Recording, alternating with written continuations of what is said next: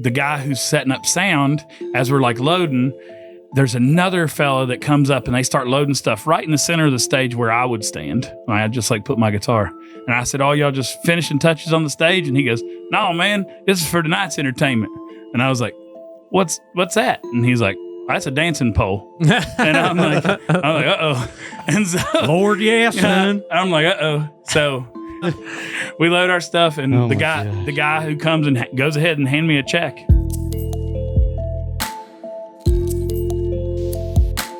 Welcome to Creepalachia. It has been a decade since Matt got together with some people and said, let's start a band. Well, I don't know the story, actually. We're about to hear the story. Yeah. But we have Matt Mullins in the Bringdowns here today. We got my man Stu and Dylan in the studio along with Matt. And thank y'all for being here. Yeah, we're missing Bob, but that's... I wouldn't say we're missing him. No, he's waiting in the truck. Yeah, well, if Bob was here, he wouldn't get a microphone anyway, so He wouldn't fit. It all works out. Yeah, we are at max capacity today. So let's start it off. Tell me about the past 10 years, Matt. Where do we start, y'all? How do we, has it always been the same members? Or? So, well, I think that we had all known each other and played music together and in different bands. And Dylan and Bob are from the Mercer County area. And so I graduated from Concord. And Stuart, I actually, in high school, even snuck out to go watch his band's album release, Atomic Joe, at Garfield's at Crossroads Mall. Nice. And so we all knew each other. And it kind of started as I wanted to try to record a solo album. And then we went to Kid in the Background, and we were just kind of hashing out some tunes, and we're like, all right, who's going to play on these songs? And it kind of ended up being the same guys. And so we were like, let's make this happen. I mean, we're already together, and why get the other people? So it seemed like that match made in heaven. Match made in something. Yeah, it was a match. You've watched all your beards turn gray. Yes, together. Time. Yeah, together. A little more so. Yeah, so it started out as a solo project that I thought was just going to be a one-time thing, and we've been at it for 10 years, and it's been awesome, and I think we've really progressed. I love it, and you're official friend of the show now. This is your second time, so y'all check out Matt's story. It's very, very good. I want to learn about Dylan first. You just look so interesting, sir. When did you start developing a love for music? And you said you're typically a drummer? Or? Yeah, I'm the drummer. Gotcha. Bob is the bass player. He's not here. Makes more sense to have a bass than to bring some drums in here. Music's been part of my life as long as I can remember. When I was really little, my parents had, good instead of nursery rhymes, I had the Beatles. Sure. And I remember loving listening to the Beatles, and then the Let It Be album covers a gatefold, and you can open it up, and there were pictures inside, and pictures of Ringo playing the drums in there. And I was like, that's what I want to do. And I just knew. I always knew. And my parents got me a couple of toy drum sets over the years, and eventually, probably 12 or so, got me some real drums, and I joined the school band, and heck yeah, just never stopped. Where did you grow up? Athens, West Virginia. Lord, yeah. Athens boys, y'all got the waterfall. Brush Creek. I don't know. What's it called? Is it Brush Creek Falls? Yeah, that's down there. Okay. Yeah, I got really drunk one night and went and jumped in that with only my boxers on. So, off the top? Yeah. Oh, nice. I think it's the one. It's the one where up top you can it's got all the flat rocks. Yeah. You can see, that's Brush Creek. Yeah. Definitely drunk there. Do not recommend doing that, by the way. Yeah, it's a terrible idea. Yeah. No, I mean, rusty garbage down in the water below. So is there? Yeah, there's. Yeah. I wouldn't go barefoot in there. Well, it seems like we were cleaner 20 years ago. That's probably been 20. No, years. It was messy then too. Really? Actually, it's probably cleaned up some because the Nature Conservancy bought it, and now it's a state park. So you're saying I need a tetanus shot? I mean, it's too late now. It's too late. Yeah, it's too late. We're all screwed. Well, there you go. Good time. What's wrong with you? That could be. It could be tetanus rotting my brain. All right, Stu, what about you? Where did you grow up? So, I grew up in Pineville, West Virginia, deep in Wyoming County, in the heart of Wyoming County. I started playing because my mother was in a gospel quartet. And back then, gospel quartets would hire a bass player to be in the band because generally that, wasn't considered to be part of it. So I had an interest in playing music. So they thought they could teach me the songs and I would be free. Right. So it kind of amassed from there. And then I bought Def Leppard Pyromania. And then I'm like, I want to learn how to play this. So I got a guitar and did. Dude. And it's been downhill ever since. I still get chills. That's where it all began for me. Sometimes you need to be like, you know what? I'm going to turn everything off and just get in the car and blast that freaking album and just drive to Tennessee. Absolutely. I mean, because it's just what's Animal, and that's Hysteria. That's Hysteria. Okay, well, but still a great album. Yeah. Well, I love Def Leppard, and As do I. They have the one-armed drummer, and they are the full talent. Best, one of the best bands ever, especially in the 80s. So you're a lead guitarist? Yeah. Okay, cool.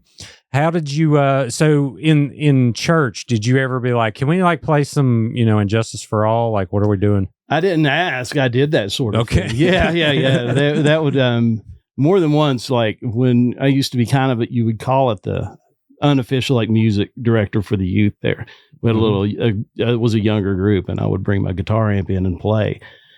And I would pretend that we were writing songs, but in actuality, it would be like a Fix song or like a Twisted Sister song. And then we would I would write something cheesy over it. And so I would essentially be playing Twisted Sister songs in church with them singing gospel lyrics. Nice. Amazing Grace. Yeah. It didn't last very long. Yeah. Well, that sounds fun. Which church was it? The one right there on the corner? No.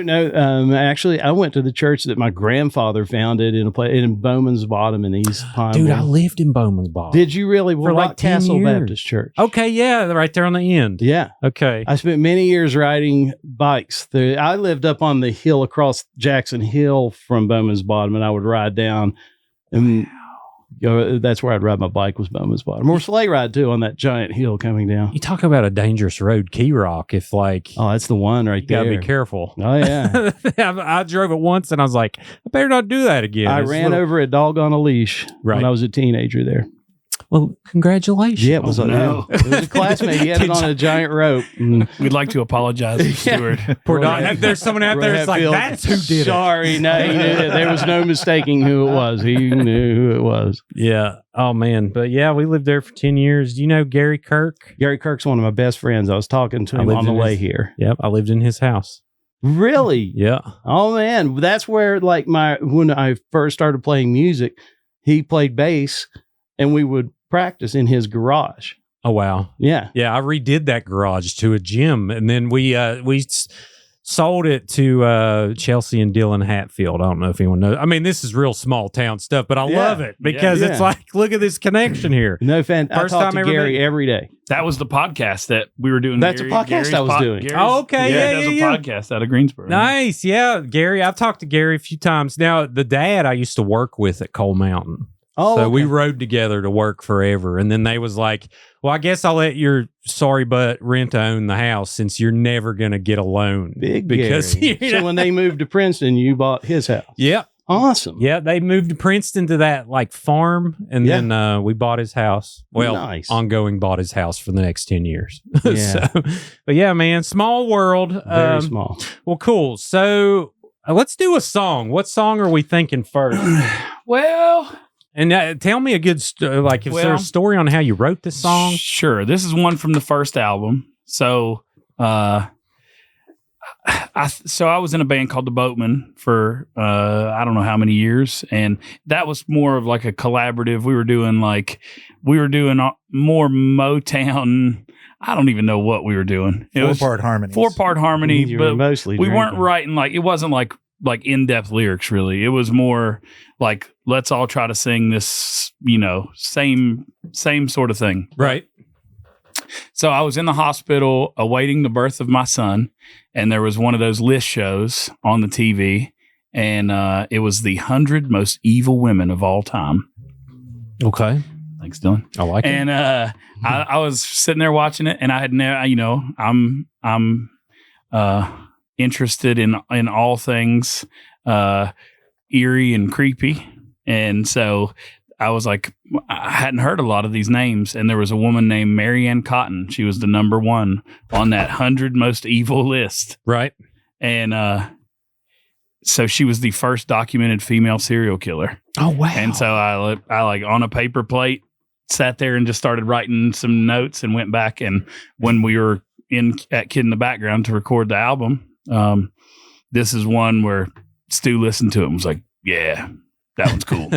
So, how did she kill her people? So it was very interesting.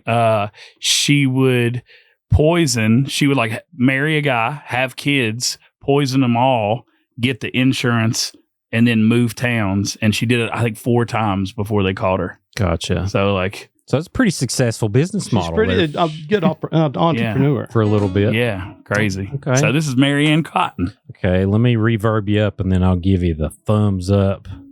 So we love some reverb up in here. Oh, yeah. Oh, there it is. All right. The more the better. Yeah, more the better. And whenever you all are ready.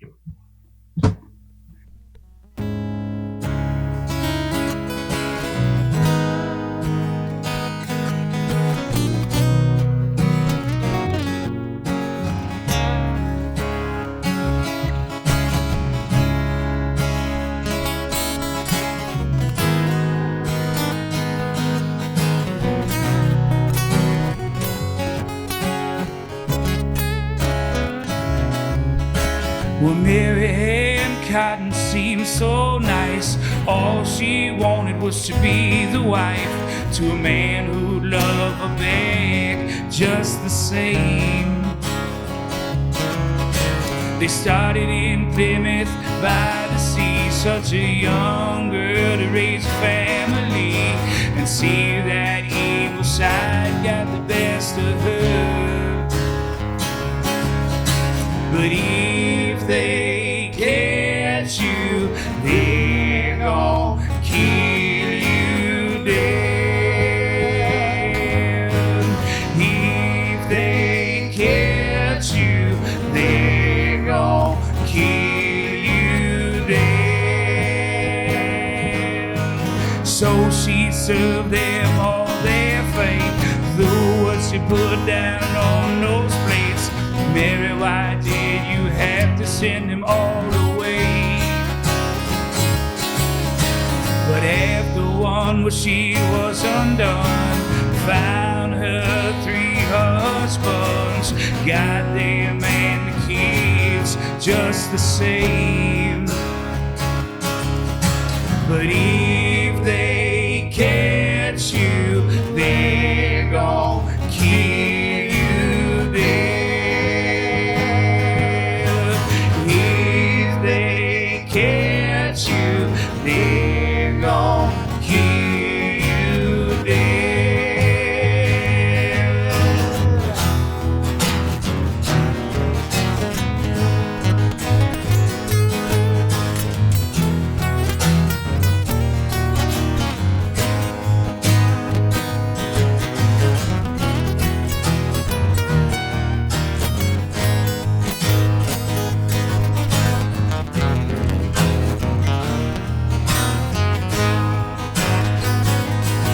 But that rope strung high,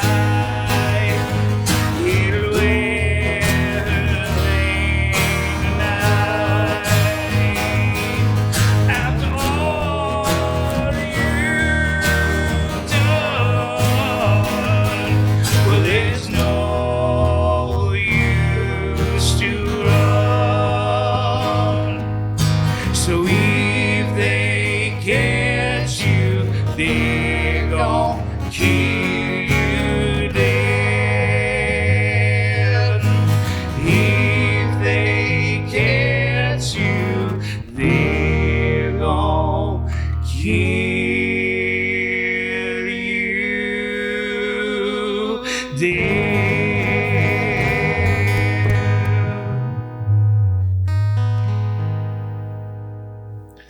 That was absolutely gorgeous, even though Mary's a trifling something another. Evil. Yeah. Oh, evil Mary. I love it. So how long ago did you write that?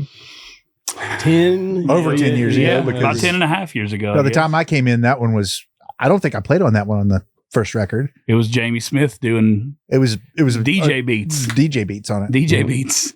So that one was, a few of them were kind of done Yeah. when I came along, but Yeah. I think I was So on 10 and a 5 of half them. years ago. Yeah. Yeah. Heck yeah. So how'd you come up with the name? I mean, It took a while, believe it or not. It wasn't even a quick process. right. It might seem like we just How did it work? I just figured, like, Matt Mullins, and I think you kind of went through it on YouTube. Yeah, but it'd be I fun. think that the original thing was we had listened back to the first recordings, and everybody at the same time kind of like let this sigh of relief, and was like, we brought the room down, and I was like, what about the Bringdowns? And then it was like kind of funny because it was like, Do you think anybody believes that story? I don't know. Sounds. I mean, amazing. you're telling it so convincingly. It's a wrestling move. I wish it was the bring down pile driver. No, I think that we were like, I don't know. I think that it was kind of tongue in cheek too funny. That was like it's a bring down is a negative thing, but I think that we're pretty positive guys. Besides that song about Marian Cotten. You're documenting history. Yeah. Yeah. Well, that's good. How do you do anything for 10 years? I know when I was a band, like in a band for like a year and a half, it seemed like we fought every 3 days. Like I'm just curious how, because as artists, we tend to have egos at times. How do we keep that stuff in check? Or do we just, fist fight it out and get it over with? It usually happens over text messaging. Yeah. That's Yeah. the best Now way. it's just group text, and we're like, all right, let's get a coffee. Get over this. We're old. We I don't turned have off anything. notifications for the group text. Yeah. Yeah. And then I'll pick up the phone and it'll be like 40 or whatever. Yeah. Yeah. And it's mostly me just sending wrestling videos. Right. Mhm. Oh, dude, we went to I was like Waffle House on the way to record our first little 4-song demo in Tennessee. And I found myself getting into an argument over the history of food stamps with the lead guitarist. And I'm like, what are we doing? Yeah, I It's mean, it happens. I mean, you're in a relationship with those people, and I've been in several bands, and it's hard, you have to coexist, and just like, I think if we get older too, we all are kind of weekend warriors, all, in the spot in life where music is our therapy. Oh, yeah. So we're in it. Like, I think that we all see that too, that like, even like there might be trivial stuff sometimes, but if we can get to the show, like by the end of it, we're all usually like, God, we needed that. Yeah, for sure. It really is. I mean, there's been times that we've come into a show and everybody's like kind of, I don't want to do that. and at the end of it, it's, everything's good at Yeah. that point. Yeah. The Hugs and exercise, smiles the and demons. everything. Yeah. So selfishly, like beyond anybody else, like even liking our music, I think that's why we really sticked it out is for our own Sticked it sanity. Sticked it out. We for our sticked own- it out. We sticked it on out. It did out. Yeah. Well, how fun. Did y'all start playing shows pretty early or? We've in March, It right? was, no, a February month, 5th. like a month, and the first practice with all of us in my basement was like January 2nd or 3rd. So it's just over a month. Yeah. And we tried to we show. were not ready. and it didn't go No, good. we had to repeat several songs because we just didn't have the material. Yeah, and the best is we played this place and as the first show, and the place is not really known for like original bands, I guess. So like the crowd is not into us playing our own music. But there's this old fella at the end of the bar, and he's got the classic hands over the ears, and he's like, "Y'all got to turn that down." And his head was literally, what would you say, 5 feet from the speaker? Yeah, he was right up against the speaker. Y'all got to turn that down. And Stuart leans into the mic and goes, "We're the Bringdowns, not the turn downs." Expletive. Oh, that's great. Yeah. And so Oh, that man. I knew it was terrible going to show. work out. Oh, it was awful. So bad. Where was it at? We can't say. Okay. We won't. It's a local place. Local Yeah. place. It was the Lost Parrot. It's not around anymore. No, Just kidding. Just we'll kidding. say it. We love the Pineville? Lost Parrot. Was No, it- it or was no? in Beckley. Lost Parrot was Lost in Parrot was in Beckley. Beckley. Let's That just was say also you could a get a lie. pizza and some wings while you watched. Yes. How many places were there to play then versus now? More Yeah. than Mostly Foster's and There's really no. I mean, there's very few. I mean, Buzzy and Foster's have stuck it out the long haul. They're kind of the only venue. Calcino's has some music. But if you want to play original music, the only place that we can really play at this time is Weathered Ground. Weathered Ground, yep. And then there's where the Axe Hole was. There's a fella named Seth Hughes who has a music school, and it's called Silverdale Studios. It was part of Beckley Arts Center, but now I don't think it is. And so he's doing kind of like the house show thing, but he's built a stage, and so we're playing there next Friday, I think. But the 6th, March 6th. And so, yeah, we've got some 10-year anniversary shows coming up. We've got that one, and then we've got one in Fayetteville at Love Hope, which is an art museum, really. Mm-hmm. And so, I think that'll be a cool thing for all our Fayetteville people to come out to. Yeah, and the official 10 years was February 5th, right? I think so. That was like the official show, but we're kind of going by pictures, looking back sure at cell phone pictures and Facebook posts. And all year. It's like a birthday all year. We're just doing it all year. All our anniversary shows. At some point this year, we'll play the first album from front to back. Yeah. Which some of those songs we haven't played, in 7 years or something. Yeah. How many albums do you have? Know them. We need to talk about our new album as well. This new one will be the 5th studio album, right? It's not really, it's more of an EP thing. But it's still a studio recorded album. A studio. Yeah. Really? Our 5th? 5th. We're not counting the COVID covers thing because we recorded that in basements at home. Family Music Beer is the first title. Then Partly Pandemonium, Partly Love is the second album. Then you've got Monarch Sessions is the third album. And the fourth one, wow. The fourth one is Learn from Letting Go. Mm-hmm. And then the fifth one will be Raleigh County Royalty, which is I wanted to do this for a while anyway, but I thought now was a good time since Raleigh County is so rich in musical legends. We were like, what if we took a song from each Hall of Famer, Bill Withers, Little Jimmy Dickens, Everett Lilly, and Calvin Simon, who founded the band Parliament Funkadelic. And we were going to do a song from each one of those because they're in their respective Hall of Fames, but they're all in different genres of music. So what a cool idea. Yeah. I love that. And just your album names, it sounds like you matured over the past 10 years. It's like you started as like Party and Beer, and then it's like, reflection on my childhood. But Family was first. Family was first. Yeah. In the first yeah. Well, that's true. I think that's what I said when we've put it out. It's like, those are my 3 priorities, and I try to keep them in that order, but it doesn't always work out that way. But if you look at pictures and videos of us starting from 10 years back, our faces generally start being less red by the year. Yeah. Definitely the first 2 records you can hear the beer. So yeah, I think we matured more as a like we kind of have the Bringdowns sound, which I'm really proud of now. Whereas the first one kind of sounded like it was songs that I had written that they were putting that, their touch on, but it wasn't like a collaborative thing. And we definitely got more collaborative, and we have kind of a funky alternative Appalachian sound. Do you allow any band member to write a song, or does everybody kind of? No, that's definitely happened now. The last 2 records have been the last 2 have had Dylan songs. An old song that Bob had written, and Stuart's got a few in there Stuart's actually got an album's worth that he's going to put out on a solo record, and I'm going to steal a few for our band to play too. Heck yeah. So, yeah. That's fun. Are there any shows that come to mind of like, man, that was horrible, or that was, the contrary, pretty fun? I'm just curious. Oh man. Tell it. I'll have to tell it. So the greatest weird show of all time. Oh no. We had played in Raleigh, North Carolina, and this guy comes up to me at the end, and he goes, "Hell, man, I like y'all. Y'all are ornery." And I was like, "Thanks, man." He goes, "We're doing this big ATV rally thing. Would love for y'all to play." I'm like, cool. So gives me a card. Ended up, good payday. They said you're the early set.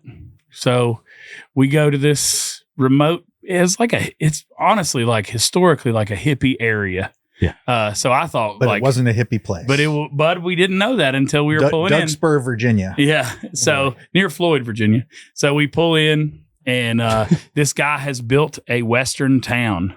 This like millionaire farmer has it had a saloon, like a old style hotel, and you cross this little bridge, and like people are kind of setting up like flea market style. And I knew we were in trouble because I had my Wu-Tang shirt on. That had Ric Flair for the Wu Tang, and like I roll my window down, and this lady's putting up rebel flags for sale, and I'm like, "Uh oh, boys!" There's one, there's one rebel flag has Hank Williams Jr. face on it. The next one has a pit bull on it. I'm like, I don't think we're in the right place. Didn't they have? And so, hadn't they hung? Like they had dummies hung, Hillary Clinton, I think. Oh my God. Yeah. They did. They had a big sign that said, if you voted for Hillary, we don't want your money. Something like that. And we were like, oh no. So had a big Q on it. Like, I guess we're all heading home. Dylan's in full on panic attack. Dylan's like, let's play our set and get out of here. Cause like there was like hardly, it was like a ghost town when we pulled in. Right. Really nobody. And they had this huge area that was like, bull riding. They had like big bleachers out and this big stage. And so the guy who's setting up sound, as we're like loading, there's another fella that comes up and they start loading stuff right in the center of the stage where I would stand. I just like put my guitar. And I said, "Oh, y'all just finishing touches on the stage?" And he goes, "No, man, this is for tonight's entertainment." And I was like, what's that? And he's like, "That's a dancing pole." And I'm like, uh-oh. And so, Lord, yes, son. I'm like, uh-oh. So we load our stuff. We load our stuff, and the guy who comes and goes ahead and hand me a check. He's like, "Don't worry. Once you start playing, people will start coming." So we literally start playing the first few notes of a song, and it was like a sea of four-wheelers and ATVs, and like I'm like all coming at us, and I'm like, "Oh no!" And it's like Mad Max. The sound guy, you know how the guy said it's for tonight's entertainment. Well, on one of those side by sides, there was a lady named Husqvarna Love, and Husqvarna Love. They help her up on the stage, and they help her up. Is there no? Okay, no, she was. I wish that would have made that much better. So she gets up on the stage and starts dancing. Now we don't really play music that is like conducive to stripping. Yeah, it's not really. We were playing Al Green, I think. We were playing Al Green. We were playing Al Green. So we were trying to keep it together, play the song, get done with the set. This lady's dancing on a pole right beside my microphone. I don't know really what's happening. I'm like, last song, boys, let's go. We start playing this Uncle Tupelo song called "I Got Drunk." We love that tune. We're trying to get off the set, and as if it couldn't get any weirder, this guy with a big beard starts running through the middle of the field full steam, and I'm like, uh-oh, he's coming up here to kick my butt. They've seen our social media. There was hay bales all on the front of the stage, and he jumps on the hay bale, and he gets up, and I was like, I was prepared, like I had even got into a shoulder width stance, and he gets up, and he goes, hugs me big as he can. He goes, "Brother, can I get that microphone?" And I'm like, at this point, sure. and he grabs the microphone and he goes, "How about this band?" And people are kind of like, and he's like, all right. He's like, "No, how about this band?" And people are like, And he's like, and we're still playing and instruments. And he's like, "There's only one thing that could make his day any better." And he's like, "Teresa, get off that four-wheeler, girl." And so this very nice, very drunk lady, Teresa, kind of falls out of her ATV, and they help her up on stage, and we're still playing. And I'm like, what is about to happen? And he gets down on one knee and he says, "Teresa, will you marry me?" And they start pretty much making out as we're finishing a song called "I Got Drunk." And the stripper never missed a beat. And the strippers danced the whole time through it. Did you film this? There is a few clips. Okay. There's a few clips on Instagram. Is that a gas oil mix? Yeah. Yeah. Well, yeah. So it was wild. But yeah, wild. That was the weirdest show of all time. That sounds incredible. Yeah. Nothing will ever be weirder than that. Nothing will ever be weirder than that one. No. Did you leave him like, did that just happen? Yeah. Now, who did you donate your pay to? The ACLU or I something? can't remember. Yeah, something. Dylan, Maybe yeah. NAACP. Dylan, Dylan donated. Dylan felt dirty leaving there, so he donated his money. I bought everybody a McChicken. Oh man, that's incredible. So yeah. Well, good times. Yeah. How do you charge for that? You're like, I don't know, to be like, do you just throw out a number, or did y'all come up with a number that you felt appropriate? No, early? the guy at Raleigh that gave me the number, like he was like, how about like $2,500 or something for a 45-minute set? Heck yeah. Yeah, it was a ridiculously high payday. Yeah, for 45 minutes, and we didn't have to bring sound, and I was like, let's just do it. Dude, I wonder what the guy does for a living to just build a Western town out in the middle of not nowhere, but I mean, I can tell you, I don't think it was legitimate. Yeah. It seemed, I don't know if you, what was the movie with Tom Hanks and Dan Aykroyd? Oh, when they're The Burbs? Planes, Trains, and Automobiles? No, they're like Dragnet. The Dragnet version. Okay, gotcha. It was exactly like that Dragnet. Like they go into a pagan party there's a pit. Yeah. Like if you should YouTube that. It was exactly that. It was so weird. The one of the weirder things was probably 60% of the people there were wearing like pink polos and khakis. Right. Like it was either that or just pure, like, cut up t-shirts and with the little beads on them. And right. Man. How many people were there? Hundreds? Hundreds. Lots. Really? There was hundreds. Wow. And I mean, at least 3 of them. There's so really many things enjoyed that us. happen that I just don't know about. I heard about the Redneck Rave, and I'm like, why didn't I know about this? Yeah. This like rap Super Bowl of like country rap happens like here. Really? Yeah, I didn't even know that. In West Virginia? Yeah, at the there's this what's the ATV place? Burning Rock? Yes. I heard Happens at Burning Rock. There's some TikTok YouTubers that I follow, and they're a part of it. I can't think of their name. Well, it's apparently a big deal, and I think I want to go. Like Bubba Sparks and Afro Man. Yeah. I saw that. Yeah. Yeah, apparently, I'm going to have to go. But, all right, so what are we thinking for song 2? Do we have an idea? Who else, killed somebody and you wanted to write a song about it? Since we've got this Raleigh County Royalty album coming out, let's do you one.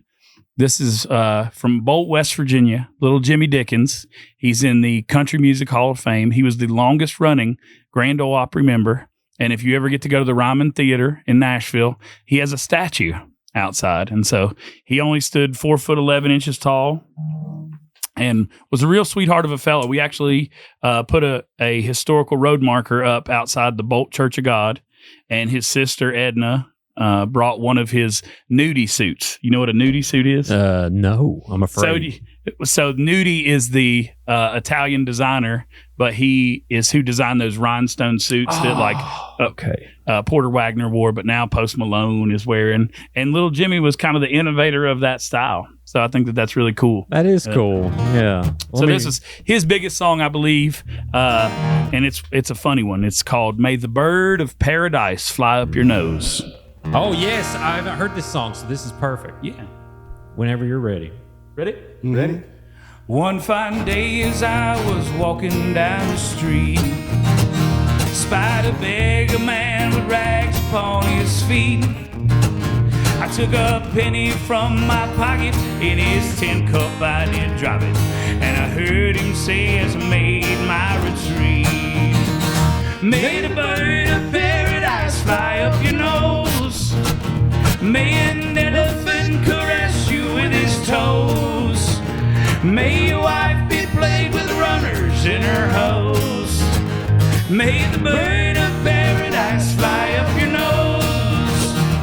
Well, my laundry man was really on his toes, found $100 bill among my clothes, When he phoned me, I came running, gave him back a dime full folded, and I heard him say as I turned to go, may the bird of paradise fly up your nose, may an elephant caress you with his toes, may your wife be plagued with runners in her hose, may the bird of paradise fly up your nose. Take it one time.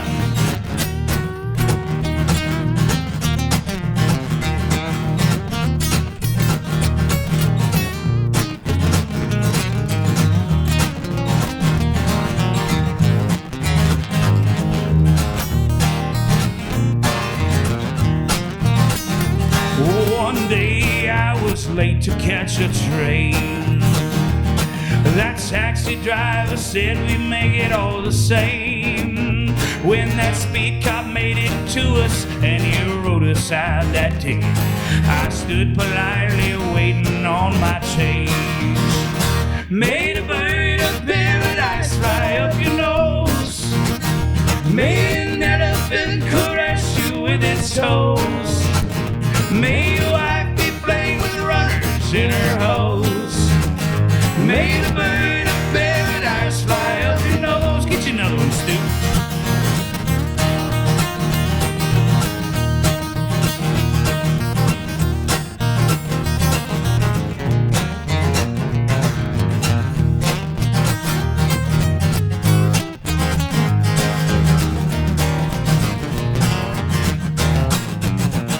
May the bird of paradise fly up your nose, may an elephant caress you with his toes, may your wife be plagued with runners in her hose, may the bird of paradise fly up your nose, may the bird of paradise fly up your nose, may the bird of paradise fly up your nose.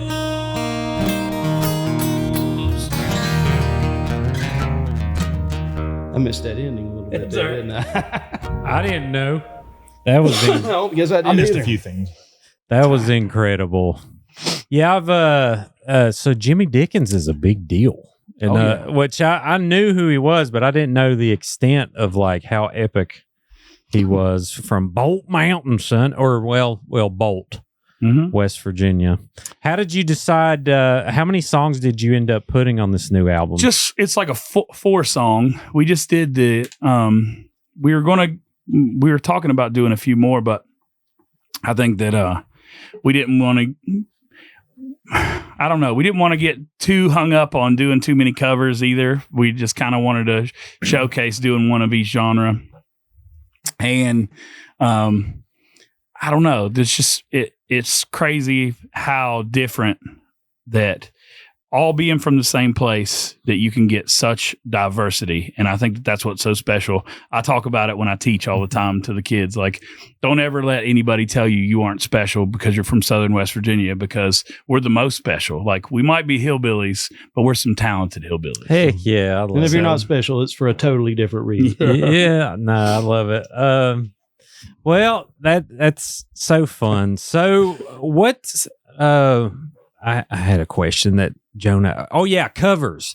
So is that kind of a pet peeve for most musicians when they're like, play, Simple Man, let's go? What's Yes. Is it kind of annoying? It can be. Yeah, we like playing covers, but the ones we want to play, Right. And for our flavor of music, the covers that we play, most people don't realize that they're covers. Yeah. So we're not like the band that you're going to hear Mustang Sally from. Our cover may be like a Drive-by truckers. Yeah, and stuff that people aren't used to hearing. So they probably think that we're just still playing stuff they don't want to hear up there in the first place. A lot of times when we finish up the first set, Matt will say, if you'd like to hear something, come and talk to us. We probably don't know it or not going to play it, but we got some stickers. Yeah. A sticker. That's what. Yeah, that's great. Well, so you got Jonah in the studio, and I like the way he answered it too. He said, covers pay my bills. He Jonah's said, the best at it. Yeah, he said, I'm very appreciative of it. He said, obviously, I love my own stuff, but and then he done this freaking Alice in Chains Oh, song, man. and I was like, Jonah's this the is best. like He's insane. amazing. Yeah, he's the best. Which I mean, everyone that comes in here, I'm just like, man, I should have kept playing guitar. I was good there for 4 days when I learned nothing else matters, and I should have kept going. But it's so fun to watch the 10,000 hours that y'all have put into your craft, because I know you make it look so effortless now, but people aren't there when you're sitting there, picking around on the guitar for 6 or 7 hours a day, or, walking through learning some new scale or whatever. So it's just so much fun. And on guitar, Stu, let me ask you, do you play by ear, or did you learn do you read music? Or my background in music, I used to actually have quite a bit of a knowledge, and as I've gotten away from using it, it has faded. So basically you get to the point where you can just hear something and do it. I mean, it becomes so second nature, and I don't mean even that to sound cocky. It's just, you can hear what somebody's doing and you know what it is just Sure. by the sound of it is what it becomes. But no, I can't sit down and read and play. But you can hear a note, and then you can be like, I know everywhere on the fretboard that I can play something that sounds good with that note. Correct. Okay. Yes. Gotcha. Yeah. Because aren't there different scales for different types of music, like for rock music or blues, or is it essentially the same rules across the Where board? rock music tends to all fall into the pentatonic and diatonic frame. And then if you start going into the outskirts, there's other scales, which Dylan would be able to probably tell you what they are. Is Dylan the virtuoso in the group, or Not what? the virtuoso, but I kind of He's the a little more bit of a he's music theory geek. I guess. can play it. He can tell me what it is that I'm playing. And that's the beautiful part, because I know none of it. And I'm a Right. music teacher. Oh no, I was all by ear. I was good at hearing something and I could sound it out on the piano, But as far as all the scales and the different thing, only thing I knew was octaves. Okay, if I play it here and then here's the octave on the bass, so I can sound like Flea. That's all I knew. So there you go. And as long as you sounded like Flea, that's all good. that was pretty much it. So Dylan, what's your background in music, really? I touched on it a little bit. I knew that I wanted to play drums when I was really young and got in the school band. I was always surrounded with really great music. My parents didn't play, but I had aunts and uncles that were in bands, rock bands, blues bands, folk bands, jazz bands. And so I was around all that kind of stuff. And I had some good teachers in school and some extra lessons that I took. And I knew that I wanted to learn other instruments too.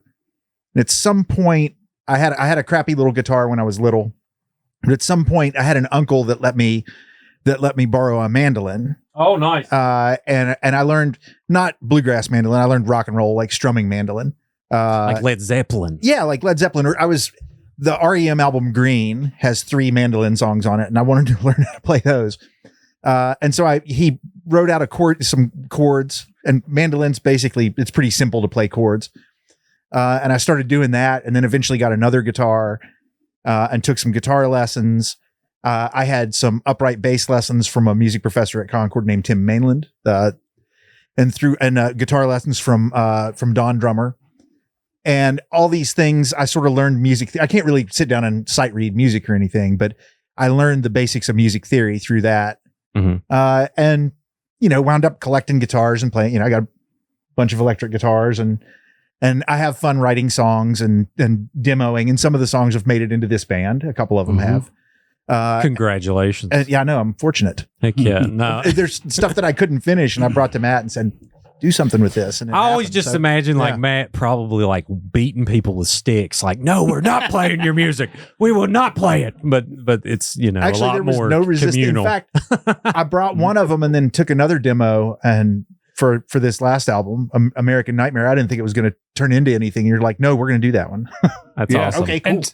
And I'd never written a song this way, but Dylan had he recorded all the music for 2 of the songs actually, and just had no lyrics or melody, and said, here, see if you can do something with this. And I'd never written a song that way. Mm-hmm. I always picked up a guitar and kind of figured it out, but I love the challenge. And so sat down, and I think that those turned out to be some of our best. There was the one on Monarch Sessions, which was beginning of the end.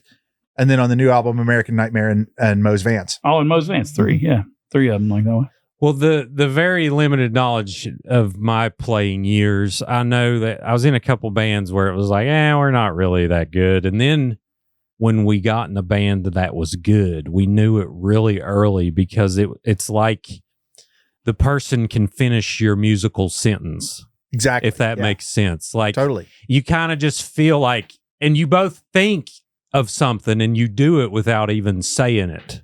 Like, does that make sense? Yeah, music should always be a conversation. Yeah, that makes sense. So, I feel like sometimes we have shows where we're almost breathing together. Like those are the best shows where we're locked in. And then you have shows where you're not breathing. Where nobody wants to be there.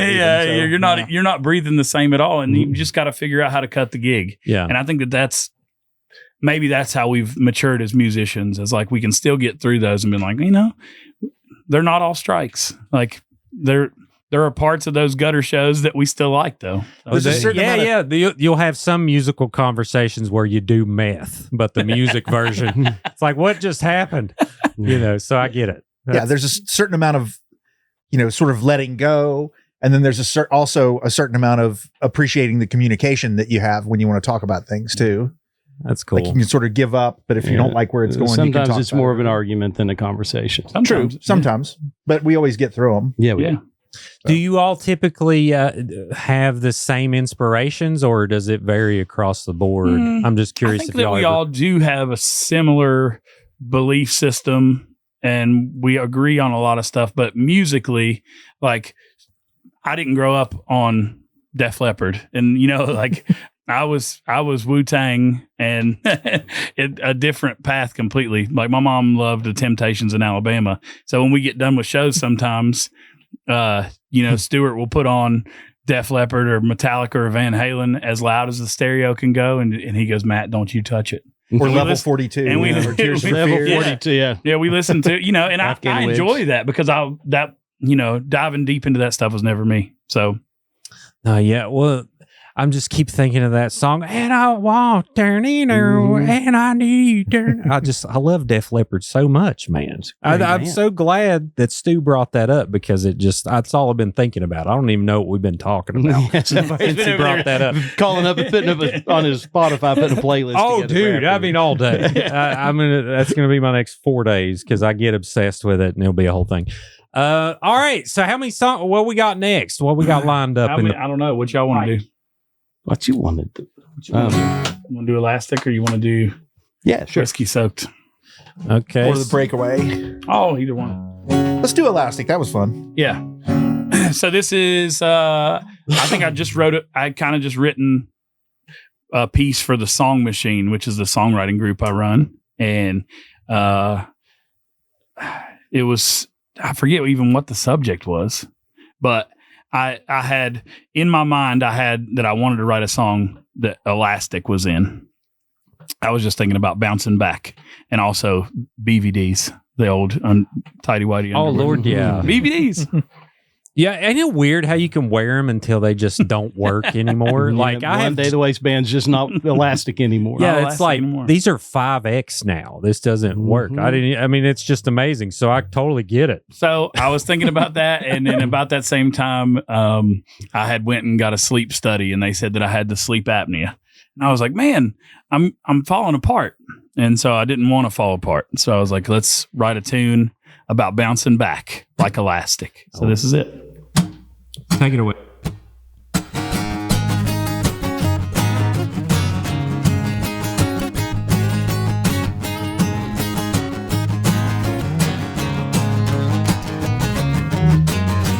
Break the silence from your eyelids. I wanna let go of this garbage. Cinders and ashes, these days are passing. Frustrations are everlasting.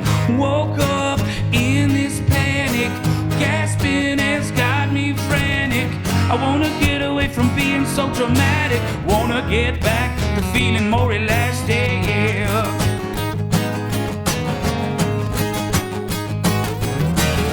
If it's my last breath, well, I'm not scared to death. These headaches, they affect my progress. Stopping and starting, I feel lethargic. I wanna let go of this exhaustion. Woke up in this pain.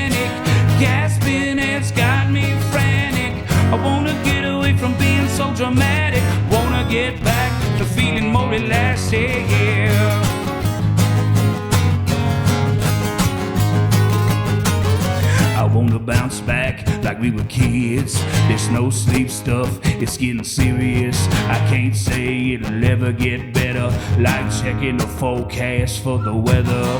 Woke up in this panic, gasping, it's got me frantic. I wanna get away from being so dramatic. I wanna get back to feeling more relaxed, yeah.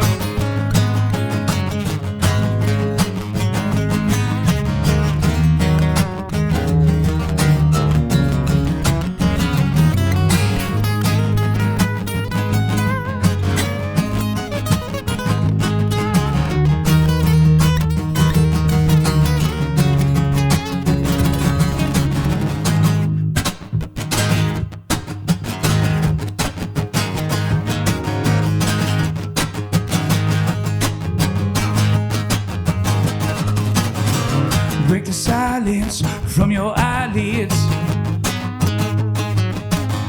If it's my last breath, well, I'm not scared to tell. I wanna bounce back like we were kids.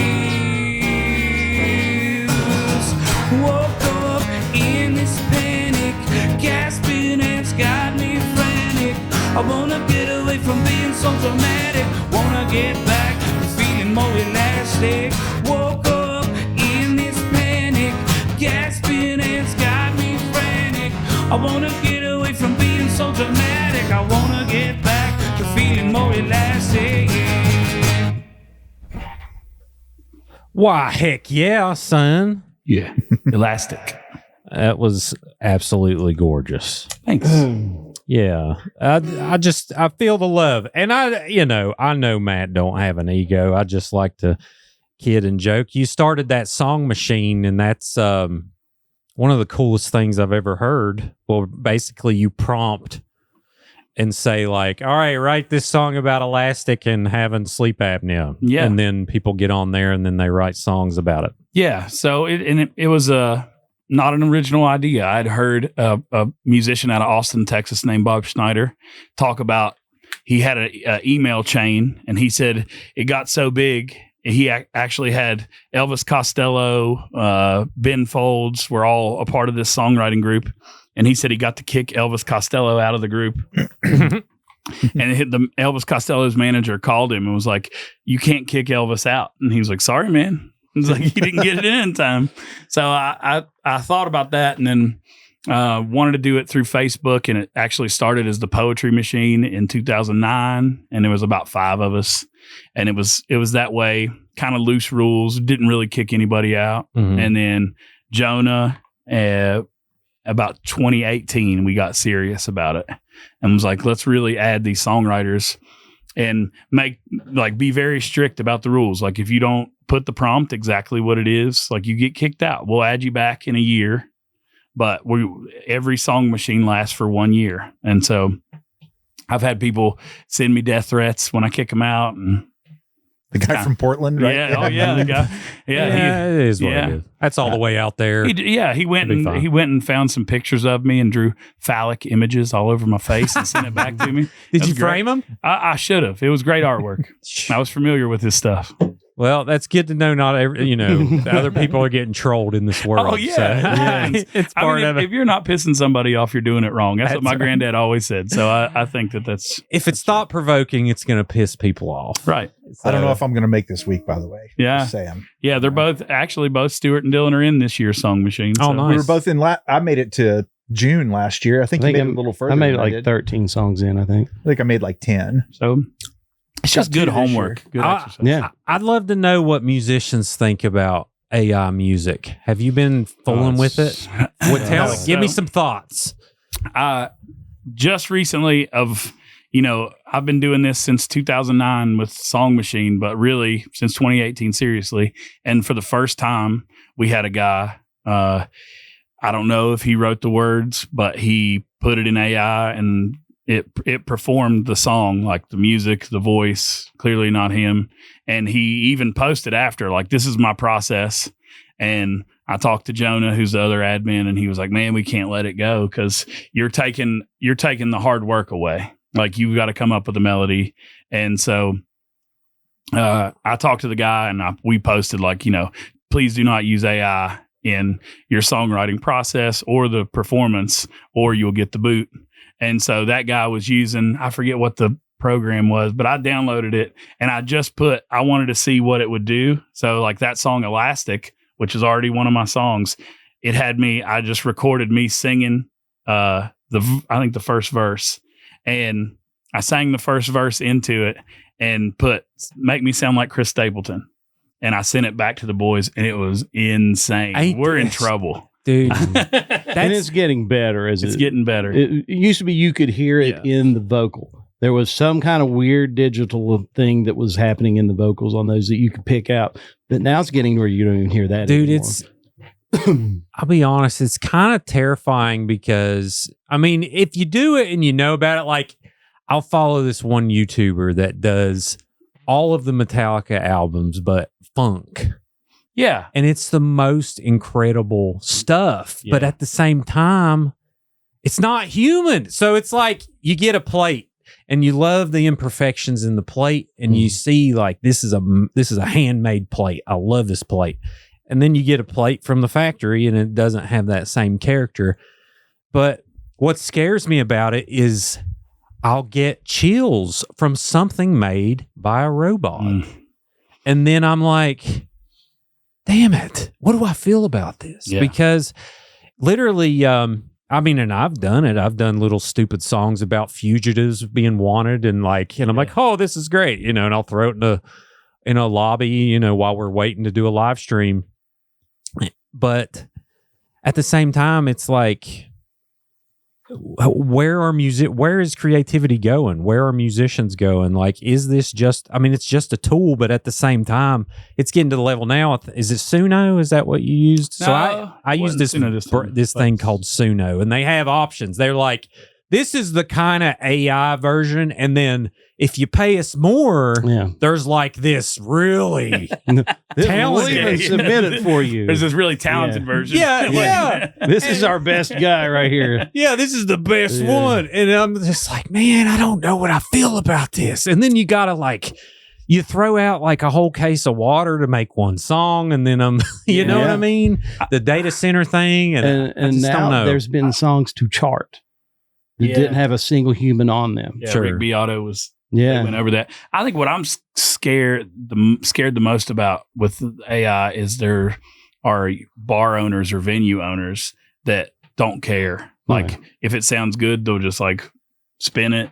I'm like, I don't need to pay a band. Like, that's what's scary to me is like it seems venues, especially in our area, are few and far between. So if those owners get a hold of that technology, are they just going to be like, we can put Goo Goo Dolls as Motown in today or whatever. See, I think local musicians are protected there because that's who cares. Who's going to care about that? They're going to go. They want to see Matt and Stu and Dylan and Bob play freaking instruments, and then drink beer and eat pizza.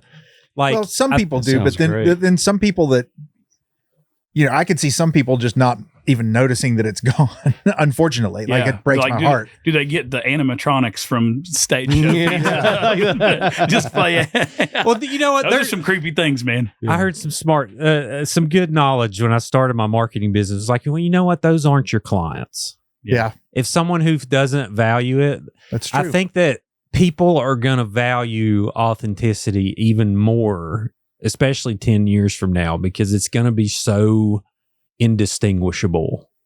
Now, I use AI for research, and I'm not trying to be a hypocrite. I'll definitely use it to do what I do, and I don't think I could be as productive without it. But there has to be a standard there on how people do this stuff. Like, it doesn't, like for mine, the few rules that I have is it doesn't write the final copy. It doesn't, put words in my mouth. But other than that, sometimes I'll be sitting around and like, man, I'm really burnt out. Let me Google or let me just ask AI, okay, what are some crimes that have happened in West Virginia? And it'll get it started of certain topics. So then I'll go from there and I'll start diving into them and learning. But I kind of see that with inspiration too, with AI music of maybe you're having a day where you're like, creativity just isn't flowing. I wonder if I could have some help trying to figure out a melody, but then where's the line? Yeah. You know what I mean? Yeah. Like I can get the suggestion of a melody and then redo it. But at the same time, is it even going to feel the same as like something you come up with in traffic? You know what I mean? Like, I don't know. I think that there's enough music out there in the world too. Like, I was thinking about my friend Jamie Smith, who's Kid in the Background, and he's Leroy Green in the Meanies. Like, I really wanted to hear Jamie cover this Tom Waits song. I was like, man, you should play Chocolate Jesus. And he's like, you know what? He's like, I'm gonna learn it just for you, Matt. And then when I went to see him, he's like, this one's for Matt Mullins, and he plays an original song he wrote, but it kind of sounds like not in the round, like. But he said he sat down and started to learn it, and he was like, then I just wrote my own song. And I was like, you know what? This is my own song, and it wasn't the same melody or anything, but that's what got him on that path to write that song. Yeah. So I think that like all songwriting is like that, whether you realize it or not. And everybody goes somewhere, and like for inspiration. It may be a book, it may be the internet, just Googling something you're wanting to write about. Yeah. And anytime I come up with something that's halfway decent at all, I'll send it to them and say, I'm sure I stole this from somewhere, but I don't know where. I can't. Yeah. It's something subconsciously that I've heard. I took this songwriting workshop, and I think that people just get lazy with it. That's the dangerous part. Because in this songwriting workshop, he gave us homework, the leader of the group. He said, it was through a Zoom meeting. And the first homework prompt was, think of a movie that has a song that like that song is better because of the movie and the movie's better because of the song. Mm-hmm. Top Gun. So Top Gun, great answer. Say Anything, John Cusack. In Your Eyes, Peter Gabriel was my answer. That's what I was thinking. Well, at the end of that workshop, he said, all right, now your job is to think of one of your favorite movies that doesn't have a song, and you write that song.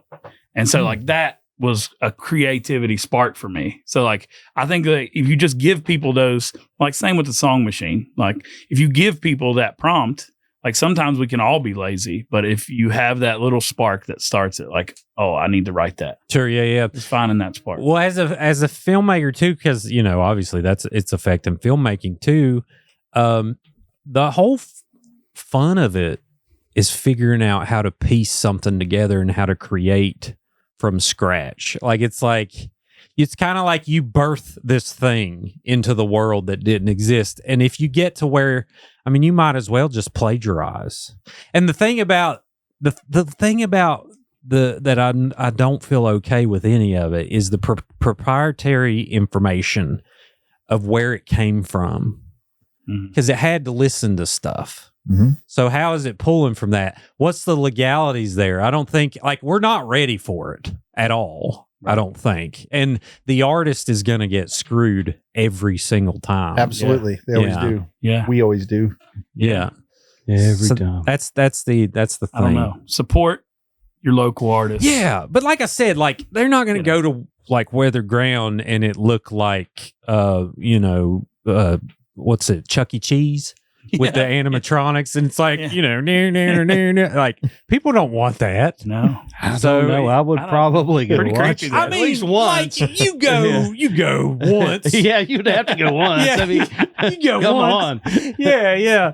But overall, I think people that like, bring y'all, bring Matt, bring Jonah, whoever is gonna do it because it's more enjoyable. So, I mean, other than that, you might as well just have a DJ every night. But I think just like Creepalachia, like people enjoy your podcast because you're a real person going and interviewing these people and you're serving that information up. It's not them just like typing it in their phone. Like, sure. So I think that that realness will still prevail. I think so too, but it's definitely going to get indistinguishable. Like there's going to be eventually a way to make this whole show. Yeah. It's just, if someone literally knows, like I know for a fact that's a real person and I'm going to follow that person, you know what I mean? But it'll still like you see so many, and shout out to the boomers out there. I love you.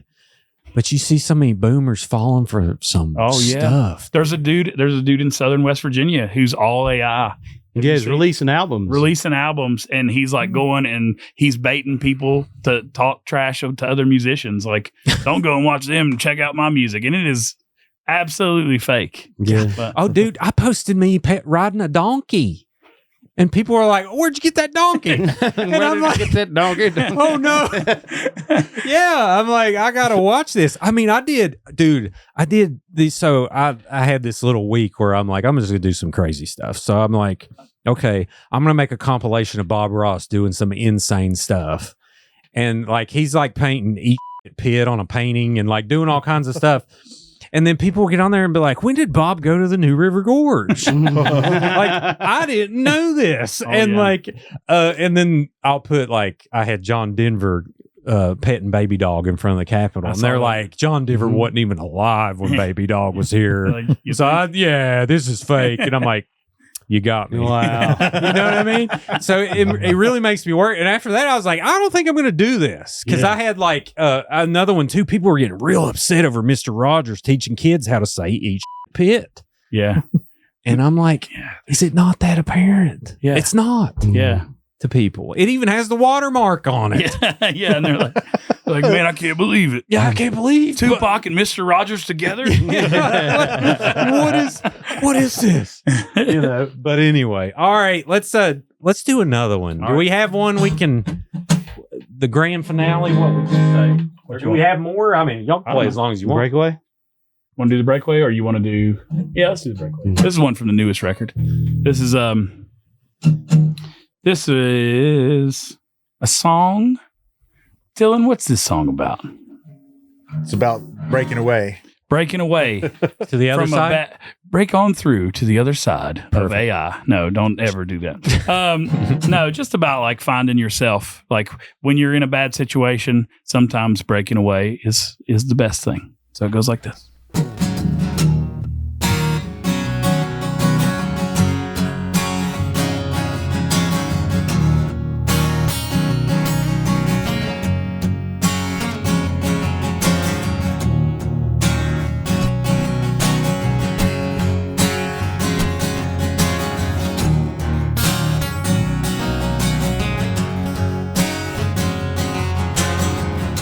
Well, you say we brought out the worst in each other.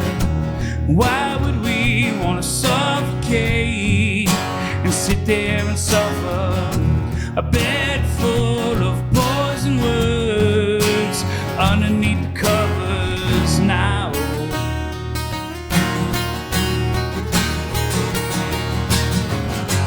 You got your daisies on divorce day.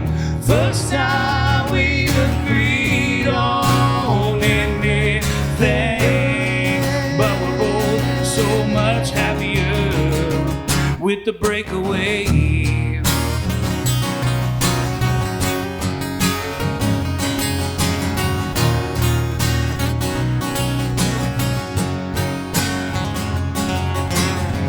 No stumbling on shells, my egg count's good now. Memories of the kerosene, soaked sheets that we threw out. The rainfall has a different sound on a happy house.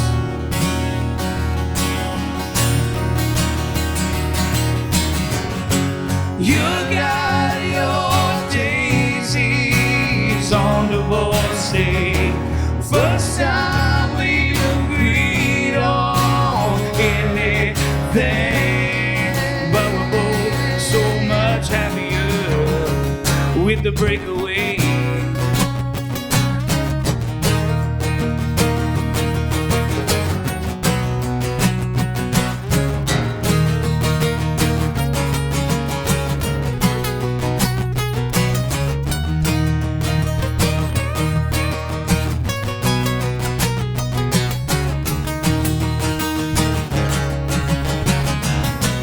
We were both tornadoes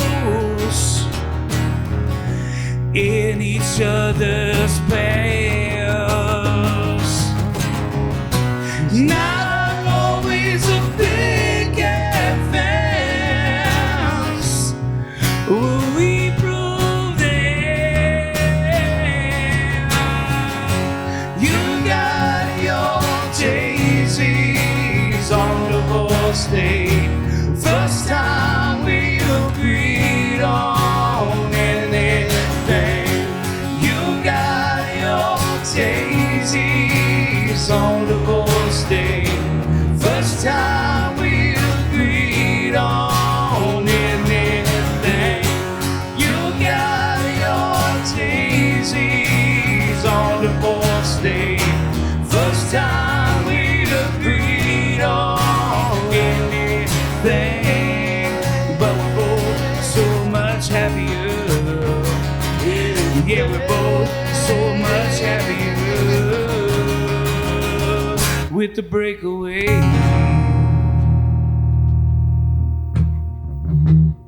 I love it. Oh, we're still going, son.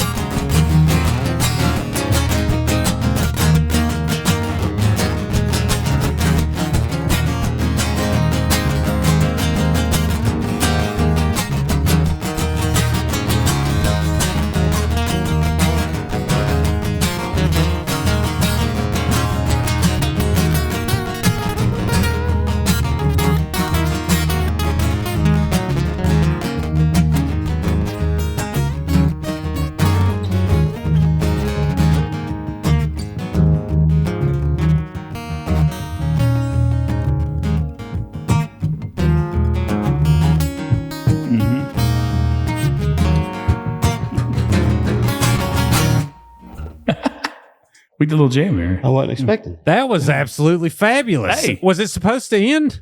I don't know. I'm glad it didn't. We don't really end it that. We kind of do that jam thing live, but Dylan just went for it, and we were like, all right, let's He do was it. feeling it. Dude, that was freaking cool. I wish I actually had. thought about that on the web. I was like, Might as we well. do that song. I saw him reach for the pick. I knew it was on. Oh, I wish I had my medical marijuana card still active. I was like, all right, let's go. let's go. Let's go, baby. Let's do it. Spark up. Yeah. Oh, man. Well, this has been so fun. What's the goals here? So I do want to ask each one of you, you know, we all have jobs elsewhere. Yeah. How do you juggle the life of a musician versus, you know, the life of what you're a teacher, Matt? Mhm. How do you do that? How's it possible? I look at it as, even though that sometimes it's a lot of work, it's therapy. That's when we can blow off steam, and I feel like that none of the pressures of real life are there, and kind of just, you know, getting to sing my own songs about my kids and about what we go through. I think it just that's why it's all worth it. So Heck yeah, Yeah. I love it. Yeah. What about you, Dylan? It's the hobby. It's the number one thing outside of work that I fill my life with. Playing music, listening to music, thinking about music, talking about music. Wouldn't have it any other way. And sometimes you get stuck in the day to day and maybe let it go a little bit, but you always find your way back to it, and it's a complete relief when you do. Yeah, man. I totally agree. With me, I put a guitar down and picked up a camera. Thankfully, it worked out to where I could pay bills doing that. I don't know how I even did it. we need to pay But- you to come film something, a show or some. Oh, man, I'd love to. Well, we're trying to get Creepalachia together.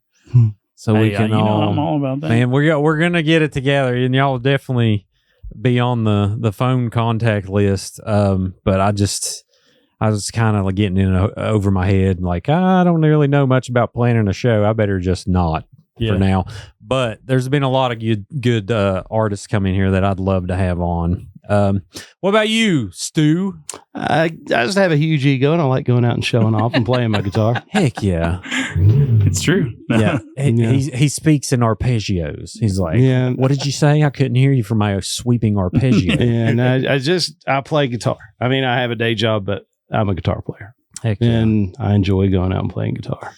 I love it. I think if it were truly in the cards for us to make a living doing this, that we'd do it. But I mean, I think that I realized 20 or 30 years ago that this was probably going to be a hobby. So I was going to make it the most enjoyable hobby possible. I mean, really, it's the most pure part of it anyway, that you still get to do. And to have you've grown a really substantial following in the area and people really love your music. So it's pretty cool to be able to like create something that people give a crap about, It's like, oh, I know at least there'll be some people listen to this, so I got to make it good, So the coolest thing is getting outside of the state and seeing people in Bringdown shirts or somebody at your show who knows the words to the song who you don't know. Yeah. That's the best. Sometimes it freaks us out. Yeah. Who is that person? Yeah. Are we related to them? We don't know. No, well, 10 years, I mean, that's a big spider web y'all been working on. I mean, this stuff branches out. Creative works just seem to spread and find who it needs to. And sometimes playing those festivals, I wish that we could get into some more festivals this year. But sometimes going, and so many times people go to see another band that's like right before us or right after us. And then they're like, man, I love your band. I'll buy your shirt. And, hell yeah. That's cool. Do you find, which I asked you this question, Matt, but I'm just curious about everyone. Do you find it to be a competitive thing, or do you think it's more collaborative in this region? Because, you sometimes run into the occasional ego, I'm sure, but it seems like in West Virginia, we point those people out pretty early. And I think there's some of both. Yeah. You definitely, when you're writing a song, you want it to be better than everybody else's song. And when you play a gig, you want to have more people than others. But when you think like competitively, like you hear stories about what it was like in New York in the early days with the punk movement and them sabotaging each other and people being in competition with each other. Well, I don't think we have any of that I'm aware of. Mm-hmm. Like, Dylan, you want to be better than everybody else. Dylan's not running around with a drum key like, well, I mean, hey, let me go, give it a little twist. No, I'll always help another drummer out. Actually, yeah, we'll get. I've cut that Jonah Cardin's guitar string so many times and it still isn't working. I mean, like he'll play his teeth. I mean, Man, it don't matter. God, play so something. Good. If something's around with a string, he'll play it. Now we've got a really good community. Though. We have absolutely. a really talented area. Like, I mean, all of West Virginia, but definitely Southern West Virginia. Like, so many talented people. People come to Tamarack. I help book the Summer Fest and Fall Fest. So many times people come up and they're like, they're from this area, like losing their mind about it. And I think it's just so cool. And it's also hard to find musicians who aren't connected from another band or something. After you've been around here, it's not like a really deep well. You all know each other. Everybody knows everybody else. Yeah. We played shows together before we were ever in a band together, for sure. Right. Yeah.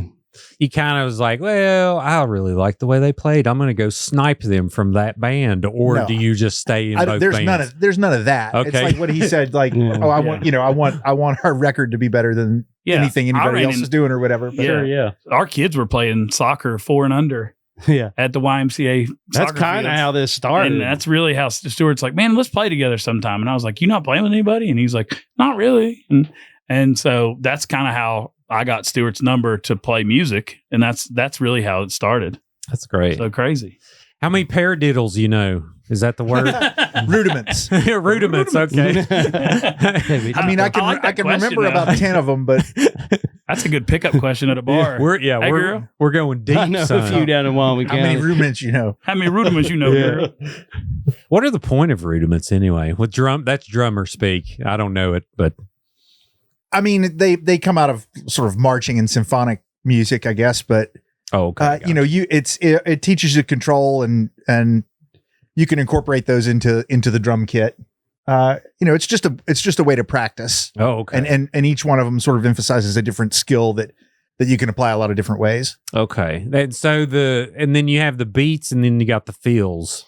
So like a beat's like 3/4 beat or like 6/4 or different, or do you not give a about that? I mean, not really. Like, I'll play what I feel. There are drummers that that have all the chops and can do all the wild stuff. Then there are drummers that are just kind of in the pocket, just a groove drummer.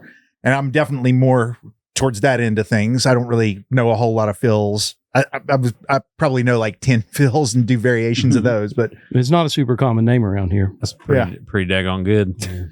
A good drummer really makes the band. A lot of people say bass is the meat of the band, but I think a good drummer, like when you get a good drummer, it's really special. It's good when the drummer and bass player work well together. And I've been playing music with Bob Campion for 32 years, 33 years. And he and I have been in several bands, and he was a guitar player before he came into this band.